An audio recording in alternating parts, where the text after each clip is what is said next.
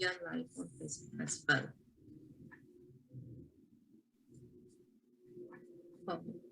So good afternoon, everyone. I'm Isha Kulkarni. I'm a social media manager and event planner at We Are Pistachio. Welcome everyone to today's event, Getting Kids to Eat Right, a functional medicine approach organized and presented by We Are Pistachio. We are very excited to have you all here and grateful to have our wonderful speaker, Nirupama Deshpande. Let me start today's conversation by telling you a bit about We Are Pistachio.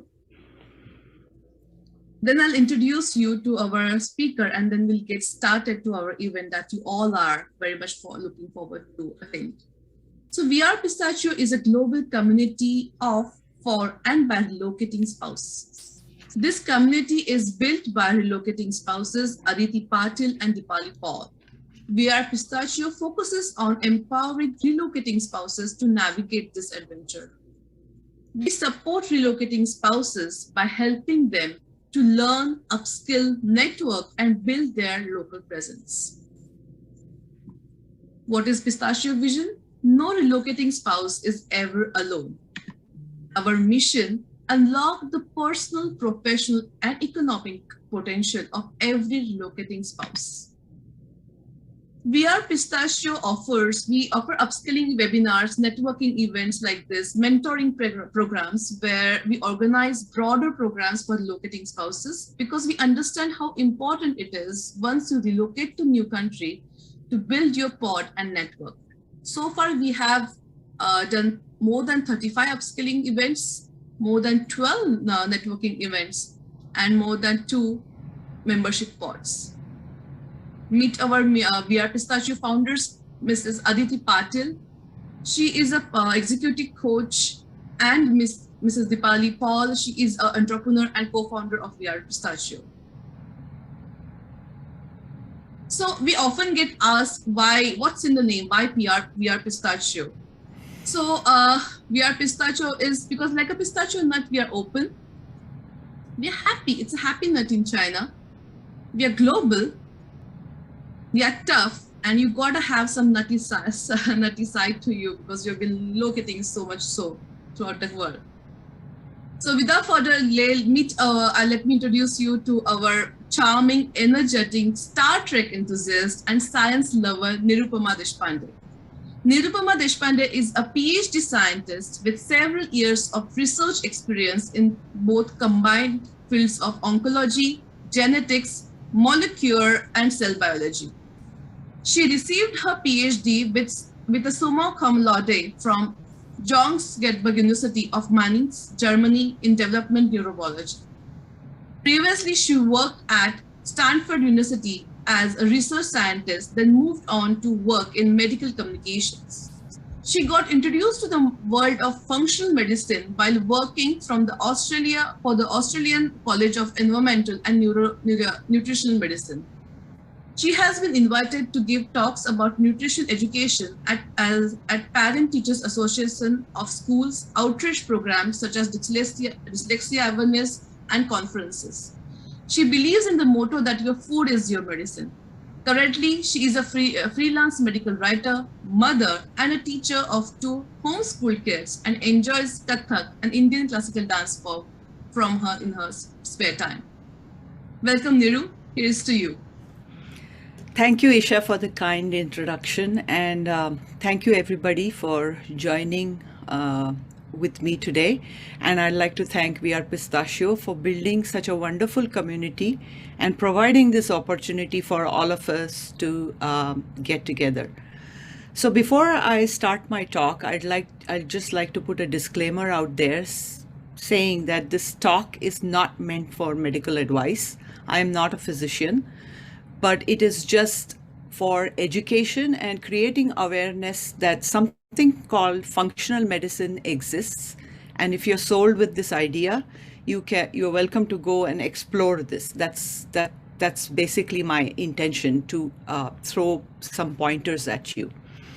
So I'd like to start my talk with this quote. Next slide, please. Next slide. I'd like to start with this quote which basically sums up what is functional medicine. Just want to take a minute to read this quote. You are what you eat. Every 28 days, your skin replaces itself. Your liver, a new liver in 5 months. Your bones, 10 years. Your body makes new cells all the time based on the food that you eat. You are literally what you eat. So what you put in becomes you. Next slide, please.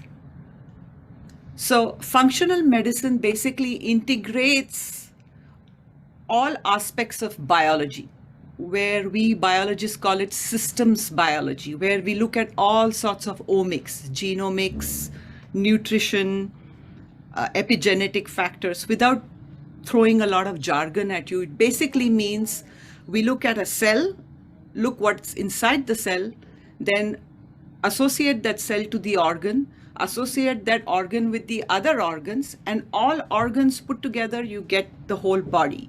So say you have a disease, say you have pimples. It's not just your skin that is affected. It's your liver, your immune system, your digestive system. So functional biology tends to look at all these factors. And rather than pumping a lot of pharmaceutical drugs in you, they look at a low interventional approach, such as changing your diet and lifestyle. So today I'd like to talk about children's health, because that is something we all are interested in, and focus on brain, because that's the center point to behavior, mood, and most of all learning. And mood, behavior, learning is all associated with the food, and it's intimately connected with the food that one eats. So my talk is going to be divided into these factors of what affects brain health. And I have displayed here on this slide the various factors. There is gut, there is sleep, exercise, thyroid health, vitamin D levels in your body, and finally the food. So I'm going to keep the food part of it towards the end of the talk and briefly touch on all the factors that affects the brain health and therefore learning and behavior in children. So the first slide, please. So the first factor is gut health. You all may have heard about all this probiotics, the gut-brain axis. What's all this about? Basically, it's pretty simple. I will try not to use too many biology jargons and try to keep it in simple English so most of us can understand. So what does the gut-brain axis means? So the gut contains millions of microbes. Microbes meaning all sorts of bacteria, fungus, virus. They are in your gut. And they are not bad. They are another organ of your body. Without them, we wouldn't exist. If you look at it at an evolutionary point of view, life on Earth began first with bacteria. These bacteria came together and started making colonies. And then from a single cell animal, you got multicellular animals. And today, the powerhouse of our body, which is called the mitochondria, it's a cell organelle. It is made of bacteria. It's of bacterial origins. So without bacteria, we wouldn't be existing. Life wouldn't have evolved. So people have a very bad way of looking at bacteria. They think bugs are bad. Not all bugs are same. So what do these bugs do? They basically produce chemicals that help your immune system. They produce neurotransmitters that put your brain in a better mood, prevent you from getting brain fog. They also help you digest carbohydrates and sugars so that obesity is controlled. I mean, there are studies where they show obese people have different sets of bacteria and lean, trim people have different sets of bacteria. And finally, the most important thing, think about how your house is. It's made of bricks, right?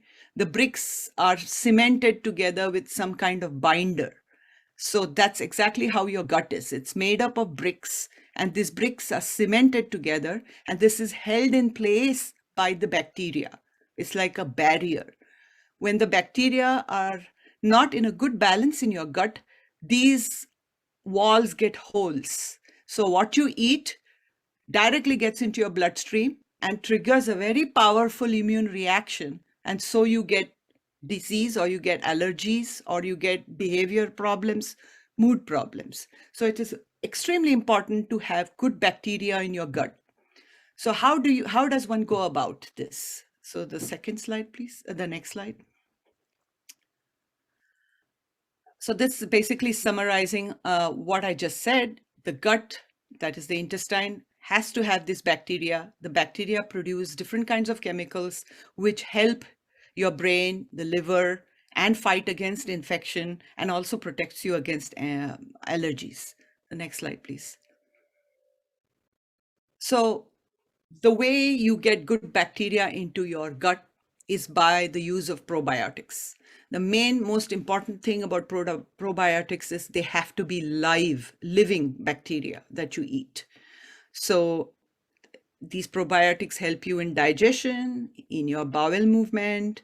They help protect you from infections. In fact, recently I helped a certain company write a paper on COVID and probiotics, and they have data where they show that high probiotics in the gut, people who get COVID infection and who have good bacteria in their gut, are pretty asymptomatic, or they are very easily able to fight off COVID. I mean, it was quite a fascinating research paper. So these probiotics, next slide, please. How do we know if we are eating the right kind, or if our gut is healthy or not? This may be not good manners, but the way you know that your gut is in perfect balance is by the poo health, your stool chart. So the way your stools look like is a direct indication of how your gut health is. If the stools are too hard, something is wrong. If the stools are too smelly, there is definitely gut dysbiosis, that is imbalance in the gut. The stools have to be soft, pretty much like an ice cream cone, soft length, and it should not take long time to pass stools. It should be quick. If you have seen a dog or a cat, when they poo, it's quick and easy. They're done and gone. That's the way it should be. That's how the nature intended us to pass stools. So that's an indicator of how your gut is. Next slide. So where do we get these probiotics from? There are two kinds of probiotics. Probiotics that pass through your system and then you throw them out, like yogurt. Very often people think yogurt is a good probiotics, but yogurt have bacteria which only pass through you and they are thrown out by your body. Kefir, on the other hand, they live. When you ingest kefir, when they reach the gut, they live there and they form colonies. Those are the kind of probiotics one should be aiming, so that you get them to live within you, especially if your child has ever had an infection and has gone through a dose of antibiotics. The antibiotics would have pretty much sterilized your gut. It is very essential after the course of antibiotics, one eats fermented products or kefir. Fermented vegetables is another way. You may have heard of kimchi and sauerkraut, and those kind of things are also have probiotics. Another thing is when you go apple picking or strawberry picking in a farm, and you directly eat those fruits without washing them. That's a wonderful way of getting wild yeast and bacteria in your body. That's why there is a lot of research that shows that people who live in the rural areas have got a better gut than people who live in cities, because they tend to be too sterile and too germ phobic, and therefore always washing everything. Or when you get fruits from the supermarket which have layers of wax on them, preventing any bacteria growing on them, is not a very good way to get your probiotics in. If none of this works, there is always the option of the pill, but probiotic pill, but it's always a better way to get it naturally. Next slide, please.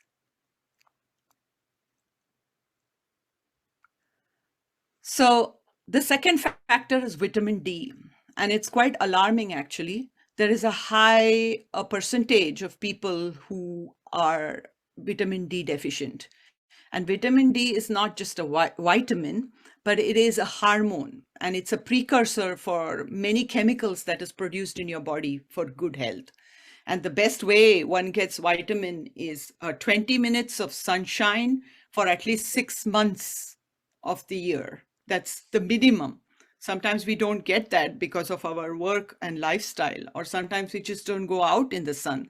And the skin has to be exposed directly to the sun. You cannot be behind a glass door or wearing layers of clothes. So it is, and wearing sunscreen even. That's another way that the process of vitamin D synthesis is not efficient. And the darker your skin pigment is, the more it is important for you to be out there in the sun. So why is vitamin D that important? Next slide, please. So it affects brain development. It does not produce, if you're D deficient, you will not be producing certain enzymes which is meant for optimal brain and nerve growth. And worst of all, there is a study done where they showed that low levels of vitamin D directly impacts the cognitive function, meaning learning and how you process information. So kids are thrown a lot of information from all different angles, and they have to be processing that information pretty fast. So the rate at which you process this information is slowed down if the child is vitamin D deficient. Next slide, please. So, and finally, there is a big allergy is another big field within itself. And for the sake of compressing my talk, I'll not go into all aspects of allergy, but one very important aspect is vitamin D levels is associated with allergies. In fact, the next slide actually shows a very interesting study in Australia, where they show, like if you look at the orange part of the Australian map, that is northern part of Australia, which is closer to the equator, there is more sunshine. And in those regions, kids are they have less incidence of allergy. In fact, they show peanut allergy is there in kids who live in regions with lower sunshine. So there is a direct correlation of vitamin D levels and the allergic response in children.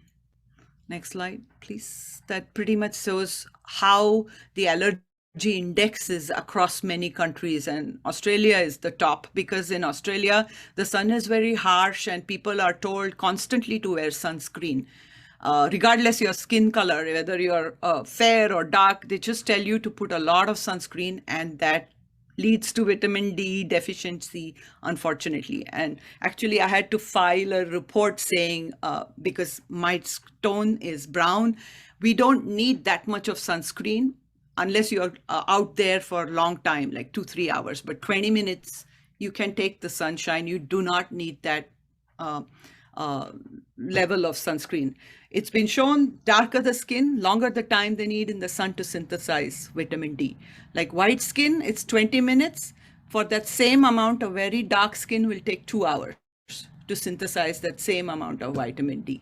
So it's very important to know what is out there with regards to sunscreen and vitamin D and allergies. Next slide, please. And this is another important factor, iodine, because iodine has to do with thyroid health. And thyroid is a very important hormone. I had the opportunity to work with a very well-known doctor, Dr. Eastman, in Sydney, Australia, who worked on thyroid deficiencies in people who lived in Tibet. Because they are a landlocked country, they don't eat that much of sea salt or sea food where you get iodine. And iodine deficiency causes hypothyroidism. And maternal hypothyroidism, when the woman is pregnant, affects the intellectual quotient of the child very much, even a mild deficiency. So iodine is needed for the body to synthesize thyroid. When you are pregnant, the need for thyroid goes up 5 to 6 fold than what you when you're not pregnant. And there was a test done, next slide please, which was quite interesting. This test was again done in Australia, and it's from the lab of Professor Eastman, where they looked at NAPLAN, which is similar to SAT scores here, school academic testing. And they did this major study actually, where they showed that a mild iodine deficiency, either maternally or in children, affects their scores, their academic scores. It's that profound. So iodine, vitamin D, an important factor, I would say, for your mental health and for immune system, your allergy. Iodine, another important source for your thyroid health. And where would one get iodine? Next slide. This is just a map showing you iodine deficiencies. Where the purple regions in the world, they are where there is maximum iodine deficiency.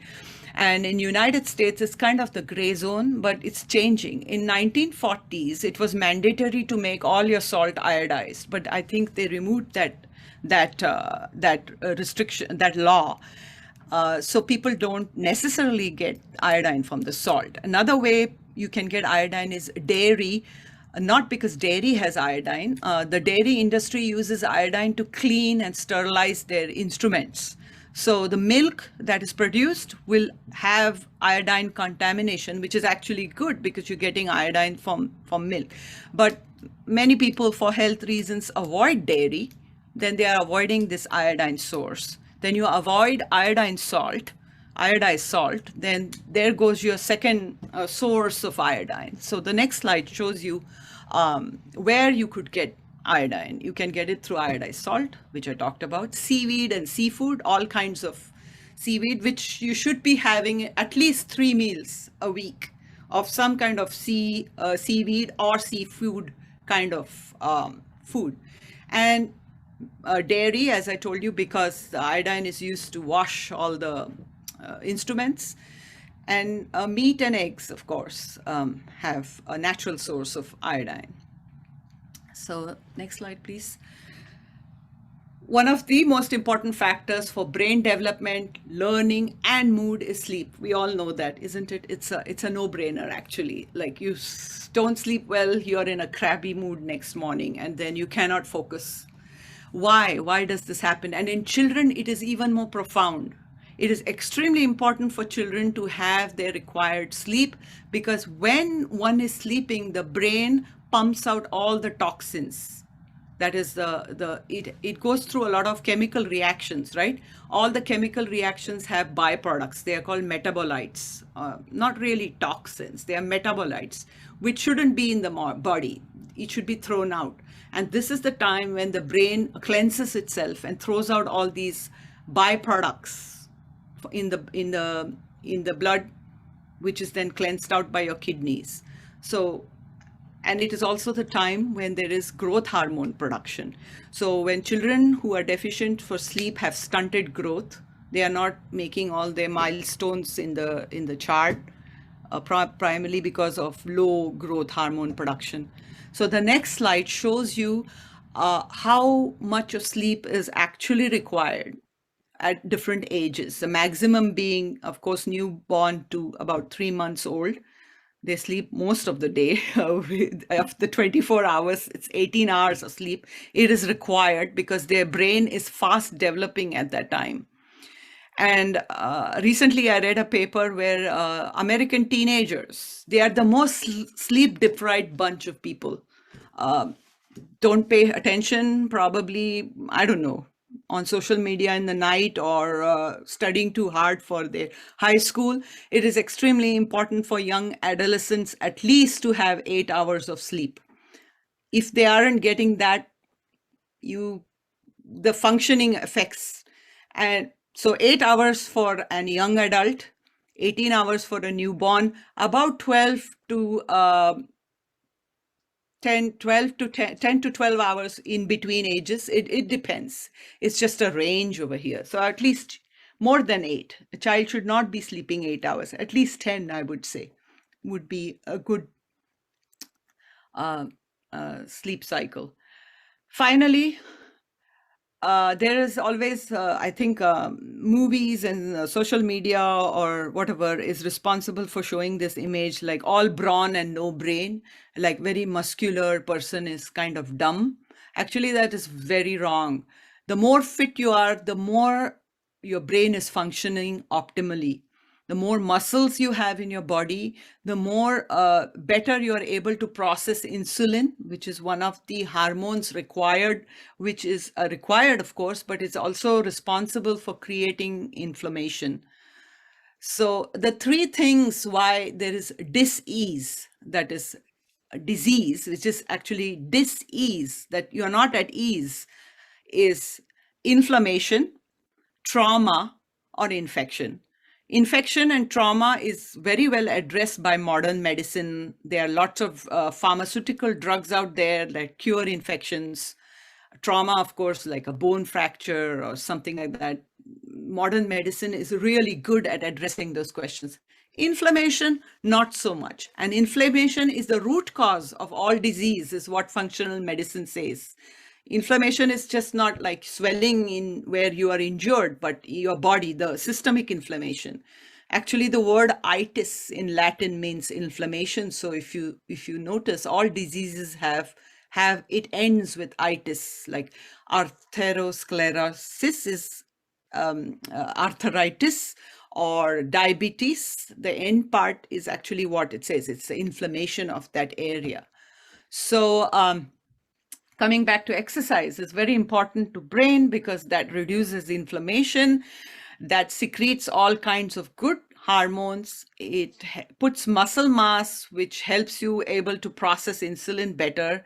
It helps in blood circulation, so the brain is fitter. So there were several studies I have put up on this slide, which shows that like one study, for example, where they took 18-year-old males and made them run before they give an academic exam. And they showed that people who worked out before giving a test had better scores because they were able to focus better.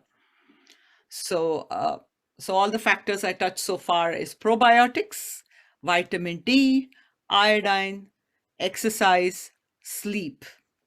Now we come to the food part of nutrition. So it's pretty simple. Oh, the previous slide. Okay, yeah. It's pretty simple. The brain is an organ which is only about 2% of the entire body in terms of size-wise, but it actually takes 20% of energy that we make. So human brain, and especially children's brain, needs a lot of energy. Human milk is the fattiest milk around. It's about 5 to 6% fat. So, and the brain is, as this slide shows, it's made up of 60% fat. So fat is a very important ingredient for brain health, and it also helps, it wraps the nerves in your body. So just like you think of electric wires have an insulation on them, right? A plastic insulation. So think of the nerves as your electric wires of your body, and the insulation around these nerves is your fat. So if you do not have good fat in your body, your insulation is not good. So the neurons misfire. All these neural degenerative diseases like Parkinson's and Alzheimer's and multiple sclerosis, they have problems with this fat around the nerves. It's called the myelination of the nerve, the term for this. And all cells are made up of this. This slide shows this two layers. It's called lipid bilayer. That's what a cell wall is made, membrane rather, not a cell wall. Cell membrane is made up of. So it's a very integral part of your chemistry, cholesterol and fat. So next slide, please. So it is very important for the brain's health to be eating high quality fat, not any fat. Not all fats are equal. They are good fats and they are bad fats. And the most important fat that we all need and is the most deficient fat in our diet today is omega-3. You may have heard of omega-3. Omega-3 is important for heart, cardiovascular health, immunity, so on and so forth. But where does one get omega-3? omega-3 is an extremely unstable fat. You cannot, the minute you heat it, it disintegrates. So it's found, the best source is salmon, fish. It's found in there.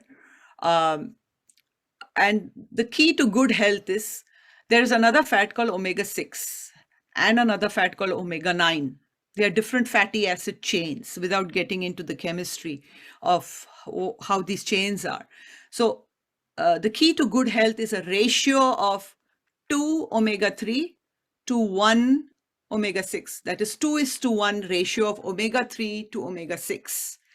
And unfortunately, in our diet today, we have an overload of omega-6. Omega-6 comes from oils like vegetable oils or peanut oil or things like that. And all the things that's fried, basically they use canola, safflower, sunflower, all of that is omega-6.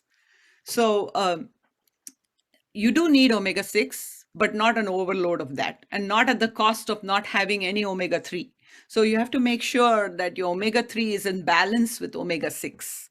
So a good example of fats that are not destroyed at high temperature are saturated fats. People, there has been a fat phobia, but saturated fats are good and polyunsaturated fats saturated fats are bad and polyunsaturated. There's a big debate on, but functional medicine believes that saturated fats are extremely good for health because they are heat stable. When you use them to fry, they do not break down into smaller chains, making trans fats. They're stable. But there are some polyunsaturated fats which are also good, but they are unstable when you don't use olive oil to fry something because it's an unstable fat and it'll break down. So even though olive oil is good for you, you do not use it to fry because it would break down and make trans fats. Trans fats are shorter fatty acid chains. So brain needs a good amount of saturated fats, which you get from dairy, from animal meat, from there is an Indian fat, which is clarified butter, ghee, excellent source of saturated fats. And they are all heat stable. Even though you heat them up, they are not going to change the chemical structure. That's the beauty of these saturated fats. Next slide, please. Yeah, it's pretty much the same thing, that bad fats, they interfere. Why the fats are bad? Because they will then interfere with the structure of your nerve cells and your brain as well. So it will cause it to misfire and not function properly. For example, vegetable shortenings or margarine or vegetable oils even, not very good for the brain. So they aren't brain friendly. Next slide, please. So I've already said this, that the brain is just 2% of your total body mass, but it needs about 25% of the energy that the body makes, like from the food that you eat. So for brain health, it's very optimal to have a good balance of fats with carbohydrate and protein. Unfortunately, many of the kids' diet is very high on carbohydrates and low on fat and protein. And anything that is fat-free is always high in carbohydrates. That is another thing. So kids need that fat. Actually, if you look at one of the functional medicine conferences that I attended, they always say, if you look at the traditions from all the cultures, the old traditions, be it European cultures or Far East Asian cultures or even Indian culture, you will see that there is a lot of emphasis on eating good fat, and how good fat, like ghee in India, is considered as a very nourishing thing for children to eat. Coconut fat is another excellent saturated fat that is useful for brain health, thyroid health even. So there has to be a good balance of good fat, carbohydrates, and protein in kids, especially their meals. Next slide, please. So finally, the last factor is chemicals.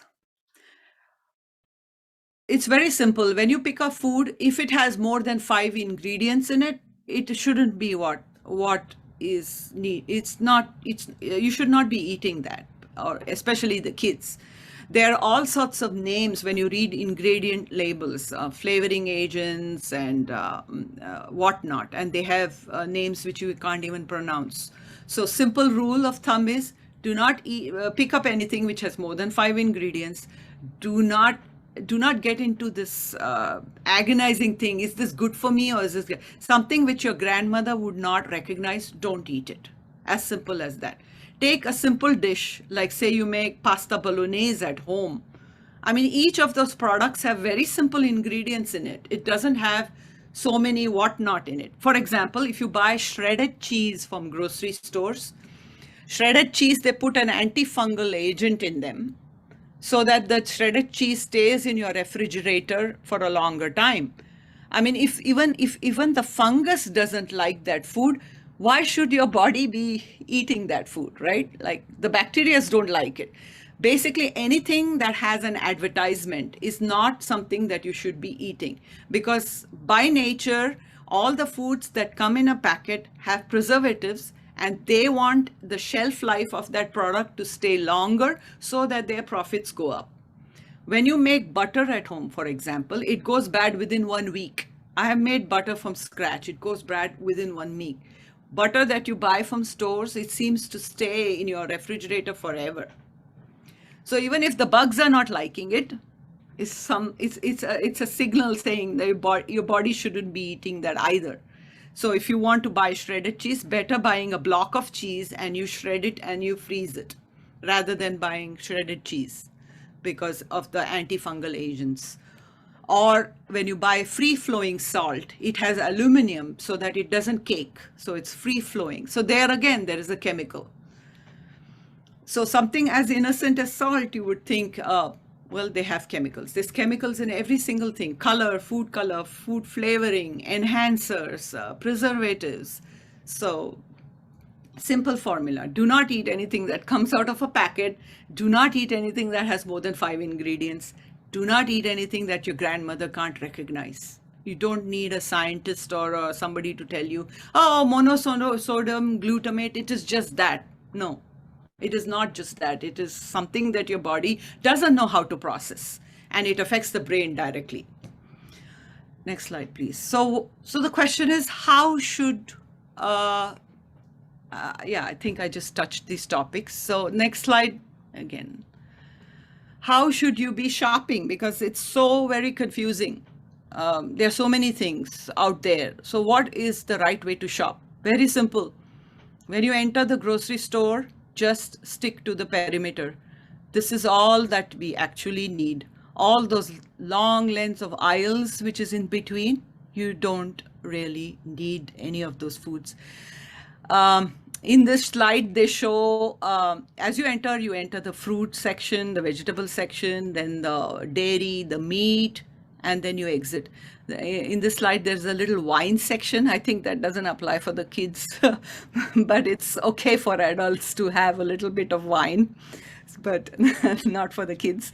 So yeah, all the foods that you really need and should be eating is basically in the perimeter of the store. So there you go. How do I shop?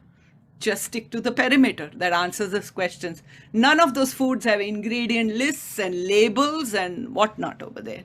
Maybe in the dairy section, you could avoid the sugared yogurts, but other than that, there is, it's a no-brainer. Next slide, please.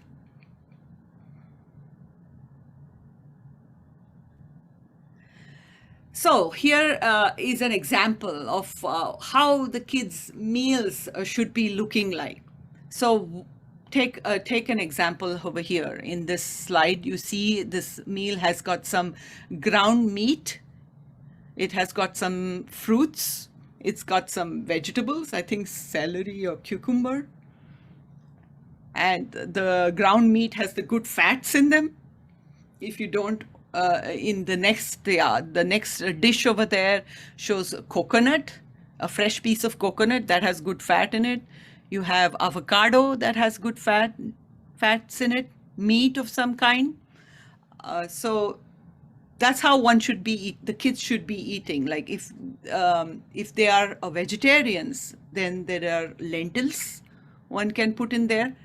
And mind you, lentils have to be soaked before you eat them because they are coated with something called lectins, which are called nutrient thieves.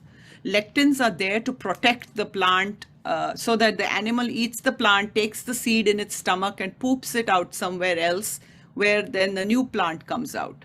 So the lectin protects it. So when you are eating legumes, you have to be mindful to break down these lectins. And the simplest way to do that is to soak it at least for 20 minutes in warm water, if not overnight. That breaks down lectins. And lectins are nutrient thieves in the sense when you eat lectins, even though you're eating a well-nourishing meal with all the vitamins and micronutrients, lectins steal it. They bind and make a complex which is thrown out of the body. So you have to make sure your lentils are always soaked before you eat them. Next slide, please. What should kids be eating like for snacks? So very often we think about very easy processed foods, bread, crackers, biscuits, cookies. So one can easily change these habits by encouraging them to eat cheese and nuts, for example, or having vegetables dipped in some kind of a nut butter. It's quite tasty actually. If you have cashew butter or almond butter, and then you have some veggie sticks like cucumbers or avocado or hummus, for example, cheese dips. You can have a boiled egg. You can have and most important, the only beverage of choice should be water, not any kind, because all of the juices out there, even though they say they are natural, it's empty calories, just too much of sugar.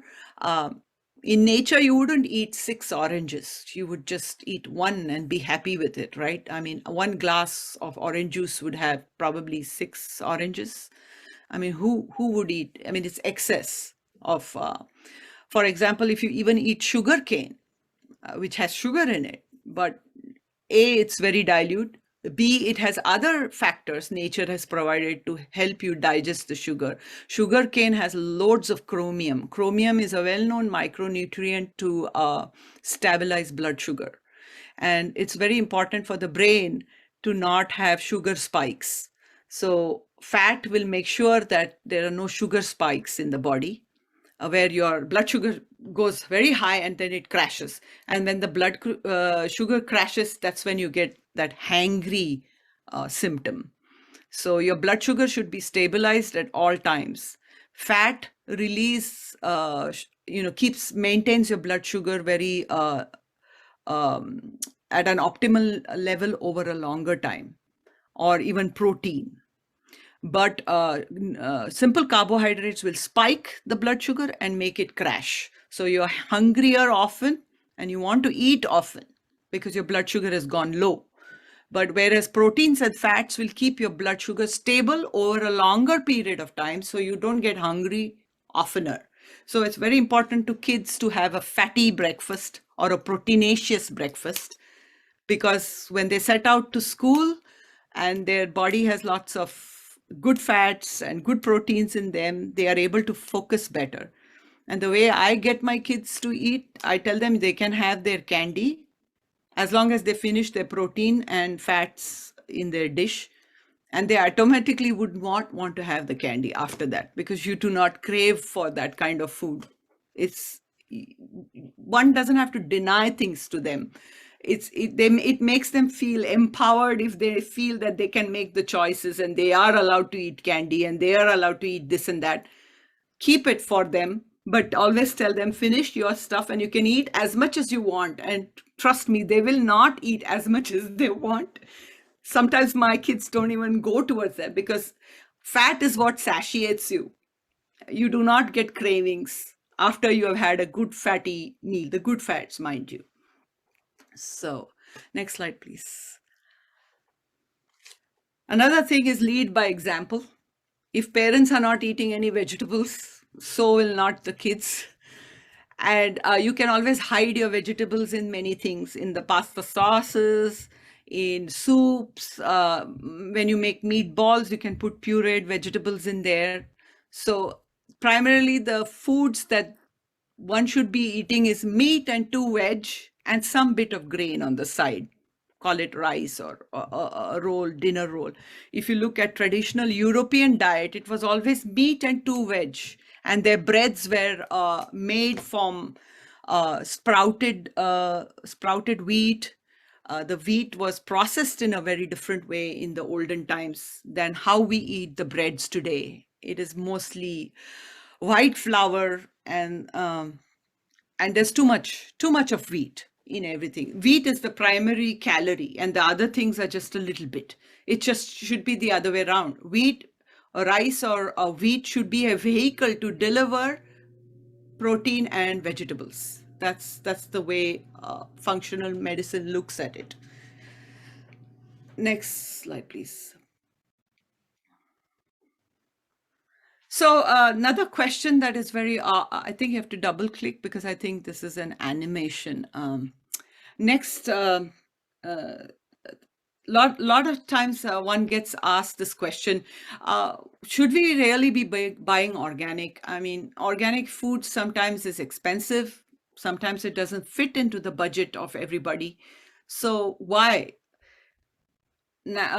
Organic basically is what one ate 100 years ago. At that time, everybody ate organic. There was nothing like non-organic. But over time, things started to evolve where people started to use pesticides and so many, like glyphosate. That's such a terrible pesticide. It causes so many bad things in the body. Actually, many people who happen to be allergic to wheat in the US, because they use this glyphosate as a wheat killer, it accumulates in the body and manifests as an allergy. And then sometimes it's mistakenly thought as a wheat allergy. And then they go off to Italy and they eat wheat in Italy. And then they find that they are not allergic to wheat because there the wheat doesn't have that, because the laws in Europe are different than the laws in the US as to what kind of fertilizers and chemicals and pesticides you should be using. So all this accumulates in the foods. That's why there is an emphasis on eating organic.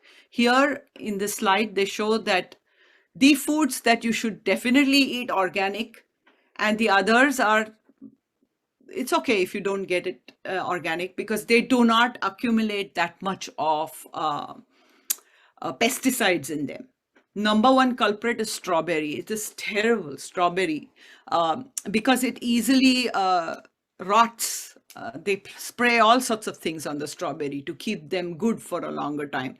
So strawberries should be one thing that definitely should be eaten organic, because you do not want any residues on that strawberry that is being eaten. Things like cauliflower, sweet potato, eggplants, they are okay. Even though you don't get it organic, you would be fine with that. Another thing is frozen vegetables are not bad. Many people think frozen is bad. Frozen meals, yes, ready-made meals and stuff like that. But snap frozen meats and vegetables, they retain their nutritional content very well. So that's another option one can be thinking about while shopping. Next slide, please. So I think I already talked about this. Grains, that is rice and wheat, should be used as a vehicle to deliver your protein, your meat or vegetables. It should not be the main source of calorie in a meal.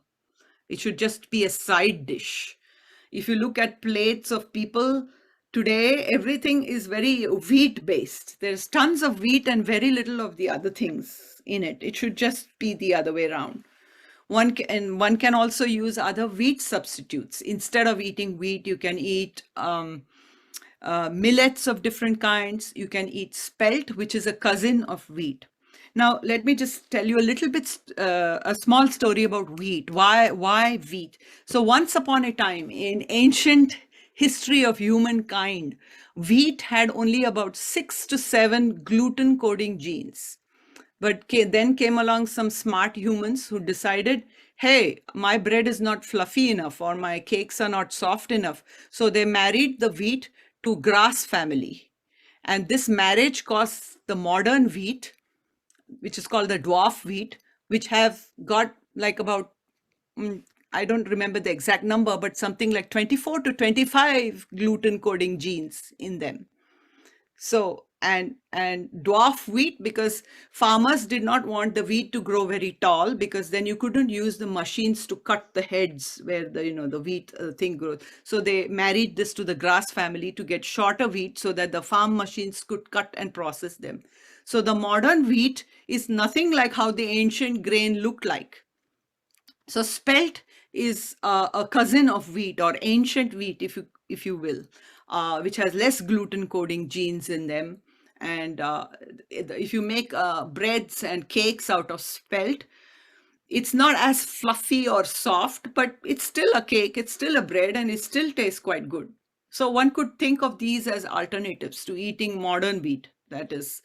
So why is there this big process, non-GMO, GMO, and all that? It's because many farmers did these hybrid varieties, and it actually never got tested by on humankind. Like how when you make a drug, it goes through this intense phase 1, phase 2, phase 3 clinical trials, then FDA approves it, and then it is put into the market because all the safety is tested out. But when they do all these funny things with marrying wheat with the grass, it is never tested out on humanity. There is never an FDA approval or anything like that. It is just increasing the profits of farmers, or maybe because the human population is exploding, more and more people need to be fed. This is a faster way to feed people. So not necessarily there is an evil intention, but very often it is a profit driven reason why they do all these kind of things. So one should be just mindful of that. Next slide, please. Yeah, it's the same thing. Wheat substitutes, you can think of alternate. You can think of seeds, pumpkin seeds, lentils, rice, coconut flour, nut meal, banana. You can all use this in baking instead of wheat. Next slide, please. Finally, sugar. There are three devils of nutrition, which is all those three things are white in color: white sugar, white flour, and white milk. So there's jury out there about dairy being good or bad, but definitely most of people will agree white sugar and white flour is not good for health. If one has a sweet tooth and you want to encourage kids to go away from eating white sugar, always buy brown sugar. It is less sweeter, less processed. Or use substitutes like honey or dates and figs, coconut sugar, just to sweeten whatever dish you're making, and not eat white sugar, because there is nothing that is nutritious about white sugar. You eat sugar cane, as I told you, you would be getting micronutrients from it. You would be getting chromium. You will get the sweet taste as well. But crystallized, processed sugar from cane sugar is not good. So these are the options one can use to sweeten foods which are natural and have got micronutrients as well, other than just glucose.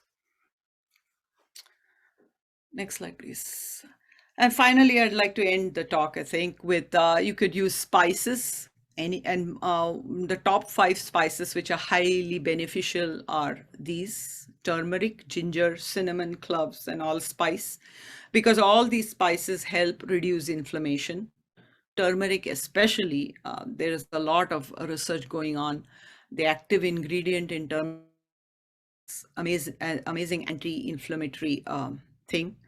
So it enhances your gut function, it enhances the gums, your dental health, skin function, everywhere where inflammation sets in. So one can think about using these spices in your cooking. Next slide, please. I don't want to go in here. I was asked in some of these school talks, what are these recipes that we can make for kids? Here's just an example how you can use ground meat of some kind, throw in vegetables, ginger, garlic, and make meatballs yourself at home. Excellent meat, actually, which has everything what one needs, are organ meat, like liver is an excellent source for kids, or bone broth. A lot of old European cultures, Japanese culture, use bone broth. You can cook your rice in bone broth. You can make your soups in bone broth. There's excellent nourishing power. They have organ meat, bone broths. This is just another recipe here showing pancakes. So finally, what is the summary? Do perimeter shopping, check your ingredients, try to live clean and simple when it comes to eating. Water your favorite beverage. No need for any fancy beverage. These are the principles of healthy cooking for the kids and for us also, actually. Next slide, please. This is just a summary. Make sure kids have a healthy breakfast, which is highly loaded with protein and fat. Their snacks should be balanced, not throwing the balance more towards carbohydrates. Omega-3 is very important for brain health. 2:1 ratio of omega-3 to omega-6 that has to be maintained.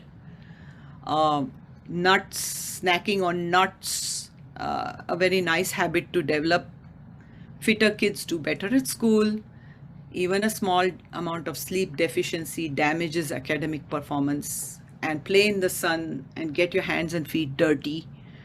It's a good thing to play in the mud for your probiotic health.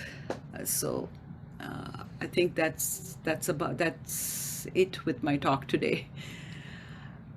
Thanks for listening. This is just a fun picture. It's not pharmacy that we should be concentrating on, but pharmacy, as the slide shows here. That's where you get your wellness and disease-free existence, not from pharmaceutical drugs that are manufactured. I mean, they are life-saving in a life or death crisis, but it's not something that one should be taking for your chronic illnesses. Thank you, Neeru. Thank you for such an informative and insightful session. We will be taking some questions. So we have a couple of questions already. The first question is regarding to the, let me just scroll up a little. The first one I see about milk. Milk, yes, yeah. How much milk is okay in a day, considering it coming from a grass-fed non-GMO? So I'm just telling not what is my opinion, but what I have heard about discussion about milk. I mean, there is a big controversy about milk. There are some groups of people who think that milk is absolutely not needed because it has all sorts of hormones, not extra hormones. The cow makes the hormones for its baby, for its growth. So humans should not be consuming all that hormone.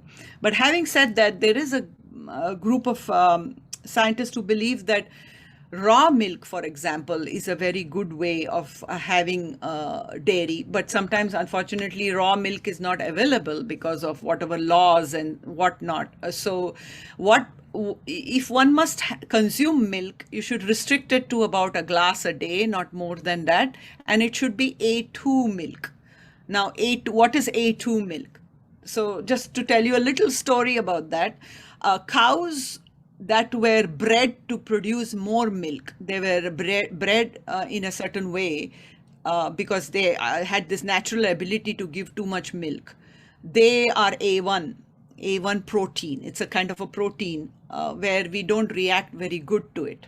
But A2 is all those cows like Desi cows or African cows. They all are A2, or non-cows like buffalo, sheep, goat, humans. We all make A2 milk, because this is a natural way how nature presented it, not those cows which were super selected for their super producing ability. That is A1 milk. Most of the milk that's available in the market is A1. You do get A2. I have seen it at Costco. If when in doubt, just don't use cow milk. All the other milks is always A2. Sheep, goat, buffalo, whatnot.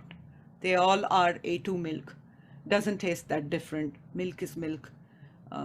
That's what I would say about milk. Okay. So this another question is from Palak. Is monk fruit sweetener good sugar substitute for diabetic? Yeah, it's not too bad. Yeah, better than aspartame or Splenda. It's natural. I would focus something on natural. Stevia is another good sugar substitute. It is just a leaf of a plant. That's what stevia is. Okay. And what about coconut water? Coconut water is good, definitely, but be mindful about the sugar content in it. It has got all these other electrolytes in it, so it's very good in terms of a source for electrolytes. But then one shouldn't be guzzling down gallons of coconut water. One has to be mindful that it does have sugar in it. So we also have a question from our Facebook live stream. Any good source of omega-3 for vegetarian people? Flax seeds. Flax seeds is a good source of omega-3 for vegetarian people. But having said that, omega-3, there's a precursor for omega-3. So omega-3 exists in a different form in flax seeds. And some people may have the enzyme to break it down to omega-3, and some people may not have the enzyme to break it down to omega-3. So maybe omega-3 oil capsules may be a better alternative to have than, I mean, I couldn't say flax seeds, whether you have the ability or not to break down to omega-3. So, Okay. but fish is always the best source of omega-3. If you don't want to have fish, just have the fish oil. It comes like a bottle of oil, 1 tablespoon. You can have it. It may taste slightly fishy, but Okay. So Andrea has a question as well, has raised her hand. So Andrea, can you ask your question, sure. please? I have a couple questions. First of all, like for example, what happens when you freeze or when you cook the food? How many properties do they lose? Is it recommended, like for example, to freeze food and then to cook it? And how many properties are loosened by that? good question. Actually, a very good question. So when you snap freeze, when you snap freeze meat and vegetables, it retains most of its nutrient value. So it's not, or if you cook something and freeze it away, most likely it will be fine. It will not lose its nutrient value. That's one thing. But when you cook foods, of course, it changes its chemical configuration. So for eggs, for example, many bodybuilders like to have eggs raw because they get the maximum benefits from raw egg. But when you cook it, it changes its chemical structure. Same with the milk. Raw milk is better because it has an enzyme that helps you digest milk. So many lactose intolerant people, when they have raw milk, they are able to tolerate it because raw milk provides you that enzyme. But the minute you heat that milk, that enzyme is dead. So you don't get it. So cooking, so I mean, we are designed to eat raw food, but obviously our civilization and our cultural habits, we are not going to eat raw food, right? So so you try to make find ways where you can retain it, like vegetables. Even you don't cook it to death, you just give it a slight stir fry. It will maintain its nutrient value more than when you know, I don't know, deep fry it or cook it till it's lost its crunchiness. Does that answer your question? Totally, thank you. And well, just one last one, like for example, what it causes like high cholesterol, like which foods are the ones that caused it? I'm aware that maybe like for example, bacon is one of the foods, but which other ones? Okay, so the answer is not very simple, but let me tell you the theory behind whole thing. So cholesterol itself is not bad. You know, cholesterol is, think of it like Band-Aid. Cholesterol is a band-aid of your body. So because there's something wrong elsewhere, your body is trying to make cholesterol to put a band-aid there. Okay? Your brain is made up of cholesterol. Liver needs cholesterol. So eating foods is not going to increase your cholesterol. Cholesterol is synthesized by the body because there is a problem in the body. Like there is something going on with your arteries or somewhere else where then the lipid profiles.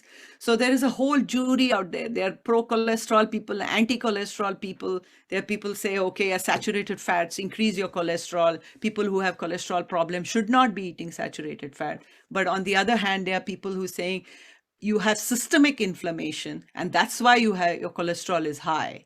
So food has nothing to do with it, but you should not be eating trans fats. You should not be eating fried foods because all that has got trans fats in it or bad fats or high levels of omega-6 because omega-6 is pro-inflammatory. So there are foods that cool inflammation and foods that enhance inflammation. So if you have a blood lipid problem or a cholesterol problem, the focus should be on eating foods that cool inflammation. That is staying away from omega-6, having more omega-3, having protein in your diet, not eating fried foods, but having good fats is what I would say, rather than saying this food is bad for cholesterol. Okay. Yeah. Thank you.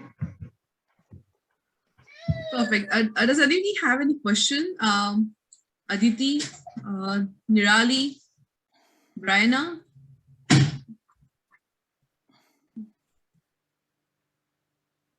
I think we are good. Thank you so much, Niru, for this informative session. So many things that we have learned today from brain health. Well, what you need for brain health, prior with probiotics, vitamin D, sleep, exercise, and thanks for telling us what to eat and how to shop right to keep our body healthy and hearty. Thank you so much. Thank you. I would like to tell you, everyone, any more about our We Are Pistachio. So we do have events like Career Pistachio Pod, coffee conversations, and coffee and conversation events like how to settle when you're feeling unsettled and how to create wealth when you don't have a job.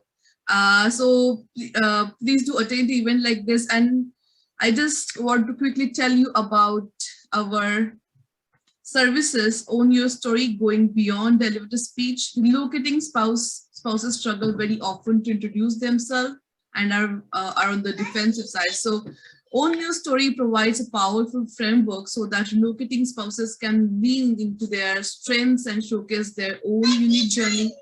Stay in touch with We Are Pistachio.